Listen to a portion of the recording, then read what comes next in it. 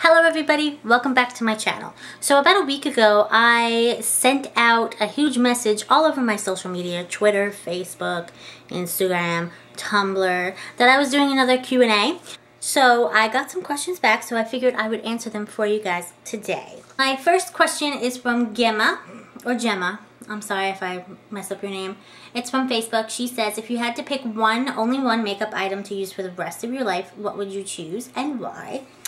I would probably say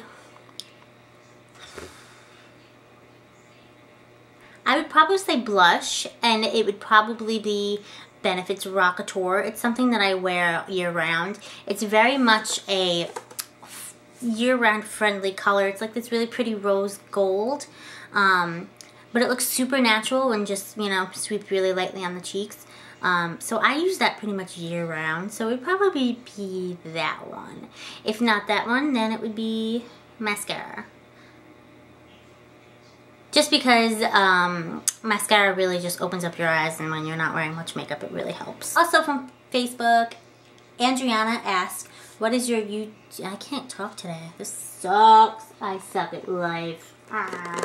Also from Facebook, Adriana asked, what is your YouTube goal for 2015?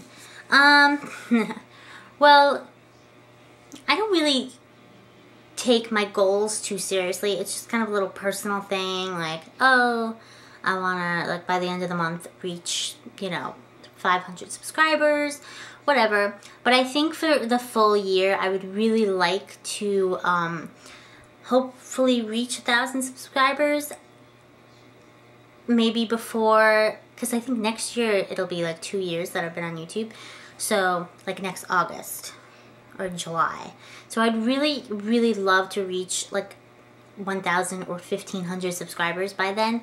Otherwise, I just kind of enjoy doing it, and I don't really take my goals too seriously, other than just, you know, it's just a number. Whatever. Next, we're going to move on to Twitter. Shannon asked, has your routine changed for covering dark under eye circles? Nothing I try works. My routine hasn't really changed all that much. I still believe in doing a full coverage concealer first and then applying a brightening concealer on over that. I just feel like even the most color correcting concealers don't cover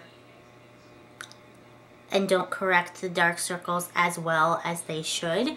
So it's definitely a 2-step process, and make it a 3-step because you're gonna have to set under there, which is a huge deal because you don't want just midday your dark circles just to show up again.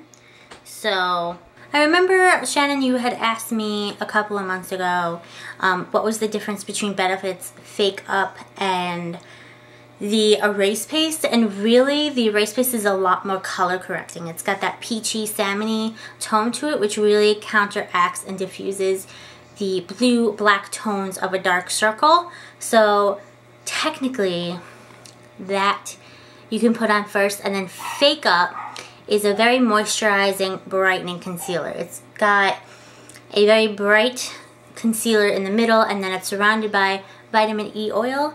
So if you tend to be dry under your eye, if you tend to get creasy under your eye, that may be for you, because it is a up to 6-hour hydrating concealer, and it also keeps you crease free, which is amazing. Sorry I never answered that question for you. I've just been so busy, and I actually wanted to do like a full video about those two concealers, but I just can't find the time to really sit down and really think about, you know, a full video on them. So, you know, just remember that you can use something like erase paste first and then the Fake Up over that to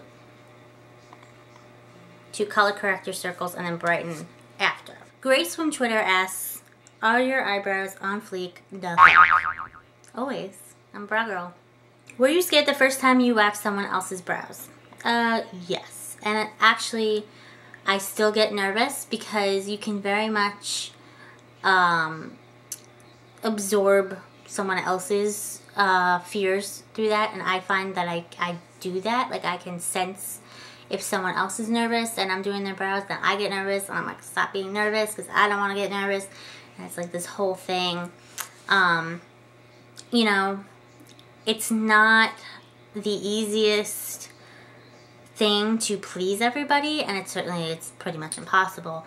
So you just kind of have to put that out of your head, and you have to really communicate with that person the entire time about what you're doing and why you're doing it, and explain to them all the different rules and, you know, like tips and tricks and all that stuff.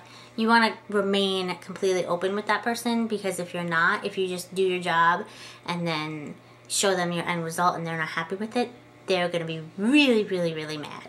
So you just want to remain open and constantly talking to the person who you're working on.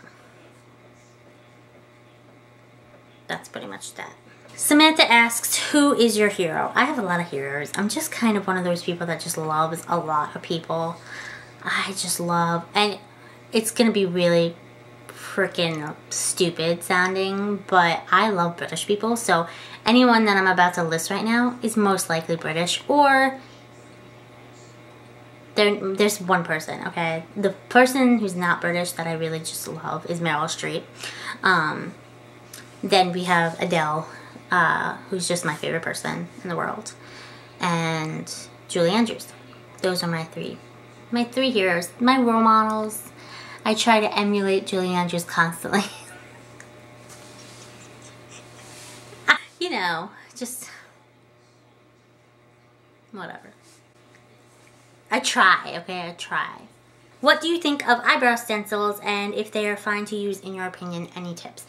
We sell a couple at Ulta, and I've actually taken them out of the package and really tried them. For the most part, I think if you have very small features like me, these are pretty much useless, because every eyebrow stencil that I've tried on myself was just way too long, and it just didn't fit my face. So you really have to, before you buy them, you really have to try them on yourself and make sure that they work for you. Otherwise, you're going to end up with a brow ending here, or it's going to be too short, or whatever. So, you know, I think they're fine if you really just have no experience and you just want to learn how to fill in your brows, and you find that the easiest way. Sure, go right ahead, especially if you're working with a creamy product like a pencil, or like a Anastasia Dip Brow Pomade, something creamy like that. If you're working with a powder, it's not going to work too well, because the powder is a little bit more natural looking. But yes, I think they're fine as long as you make sure that they fit your face. And most of them come with different styles. I know the Anastasia ones, you have like, I think there's 3 different stencils that, you know, if you want a more pointy arch, or if you want a more rounded arch, if you want them thinner, thicker, there's all sorts of different options for you. So that's good. What foundations would you recommend for someone who's new to them? Because I always end up with cake face a lot. I would definitely start with something that's a little bit more sheer to medium coverage. If you go to full coverage right away, you're going to end up just putting on too much, and that's where you get the cake face thing. So if you start with something that's sheer to medium, a buildable coverage, you'll automatically go in with a sheer layer, and you just keep layering it and layering it to get your desired coverage. Certain brands that I really like, CoverGirl's Ready Set Gorgeous, I think it's called. That foundation is really, really good, and it's super cheap. It's like $6. Even for drugstore foundations, which tend to be more pricey nowadays, that one is really good. Also, L'Oreal's True Match Illumi, if you want a little bit more of a dewy finish, is really, really, really nice. And then, as far as high end,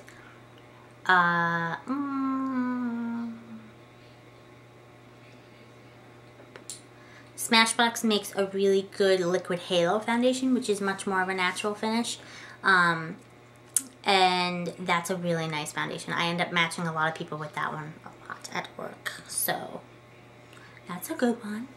Another trick is to thin out the foundation. If you have something that's a little bit more fuller coverage, but you don't want to look cake facey, you can mix it with a moisturizer. Like do like 2 parts foundation, 1 part moisturizer to really thin it out, and that'll kind of make it easier to blend the foundation and make it go on easier. Also, try using a beauty blender or the Real Techniques Miracle Complexion Sponge, and make sure you wet them and then squeeze them out really good. If you do that, your foundation will apply nicer and your sponge won't absorb so much product, so that you get more color payoff on your face, and then you end up using less product. So that's another way. And also just like set areas that you really need to be set with like a translucent powder. I usually only set my under eye because I end up looking way too dry, and even though I like a matte finish, I don't like a dry matte finish. So if I use a matte finish, I may not even set anything. But if you're using more of a natural dewy finish foundation, then yes, set just your under eye or just your T-zone. That way everything else kind of throughout the day kind of settles a little nicer, and then you can, that way everything throughout the day really settles nicely, and then doesn't like go into fine lines, wrinkles, whatever. I think you're really young, so you don't have any wrinkles, but you know what I mean, like settles into your pores too much. Ooh. And also use a primer, that's another thing. If you haven't used a primer, what that does, a silicone based primer, something that feels kind of filmy, but that's the wrong word. That doesn't sound like a good word to me to use. But what that does, it creates a barrier between your skin and your makeup so that nothing kind of goes into your pores. So it helps keep your makeup non-comedogenic, which means it's not gonna do anything nasty to your skin.